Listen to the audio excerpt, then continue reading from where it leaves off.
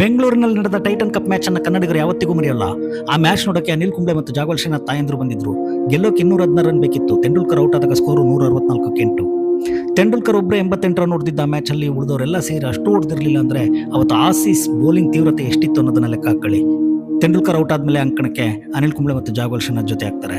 ಆಗ ಆ ಪಂದ್ಯ ನೋಡೋಕೆ ಇವರಿಬ್ಬರು ತಾಯಂದ್ರು ಬಂದಿರೋದನ್ನ ಟಿವಿ ಪರದೆ ಮೇಲೆ ಪದೇ ಪದೇ ತೋರ್ಸೋಕೆ ಶುರು ಮಾಡ್ತಾರೆ.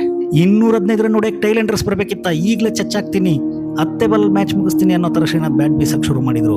ಅನಿಲ್ ಕುಂಬ್ಳೆ ಮತ್ತೆ ಶ್ರೀನಾಥ್ ಬಳಿ ಹೋಗಿ ಬಾಲ್ ತುಂಬ ಇದ್ದಾವೆ, ತಾಳ್ಮೆ ಇರಲಿ ಅಂತ ಹೇಳ್ತಿದ್ದು, ಇವ್ರು ಒಂದೊಂದು ರನ್ನಿಗೂ ಆ ತಾಯಂದ್ರು ಹರ್ಷಿಸುತ್ತಿದ್ದ ರೀತಿ, ಆ ತಾಯಂದ್ರಿಗೋಸ್ಕರನಾದ್ರೂ ಇವತ್ತು ಭಾರತ ಗೆಲ್ಬಾರ್ದೆ ಅಂತ ಪ್ರೇಕ್ಷಕರು ಪ್ರಾರ್ಥನೆ ಮಾಡ್ತಾ ಇದ್ರು. ಅಲ್ಲಿವರೆಗೂ ಭಾರತದ 8 ವಿಕೆಟ್ ತೆಗೆದಿದ್ದ ಆಸೀಸ್ಗೆ ಕನ್ನಡಿಗರು ಕಗ್ಗಂಟಾಗ್ಬಿಟ್ರು. ಶ್ರೀನಾಥ್ 2 4 1 6 ಬಾರಿಸಿ 130 ಸ್ಟ್ರೈಕ್ ರೇಟ್ ಅಲ್ಲಿ 23 ಬಾಲಿಗೆ 30 ರನ್ ಮಾಡಿದ್ರೆ ಅವ್ರಿಗೆ ತಾಳ್ಮೆ ಪಾಠ ಹೇಳ್ಕೊಂಡೇ ಇದ್ದ ಅನಿಲ್ ಕುಂಬ್ಳೆ 19 ಬಾಲ್ 16 ರನ್ ಮಾಡ್ತಾರೆ. ಭಾರತ ಇನ್ನೂ 7 ಎಸೆತಗಳು ಬಾಕಿ ಇರುವಂತಾನೆ ಪಂದ್ಯ ಗೆಲ್ಲುತ್ತೆ. ಮ್ಯಾಚ್ ಕೊನೆಯಲ್ಲಿ ಶ್ರೀನಾಥ್ ಮತ್ತು ಕುಂಬ್ಳೆ ತಾಯಂದ್ರಿಗೆ ಅಭಿಮಾನಿಗಳು ಹಾರೈಸಿದ, ಆ ತಾಯಂದ್ರು ತಾವೇ ಸ್ಕೋರ್ ಮಾಡಿ ಮ್ಯಾಚ್ ಗೆಲ್ಲಿಸಿದಾಗೆ ಸಂಭ್ರಮಿಸಿದ ದೃಶ್ಯಗಳನ್ನ ಕನ್ನಡಿಗರು ಯಾವತ್ತಿಗೂ ಮರೆಯಲ್ಲ.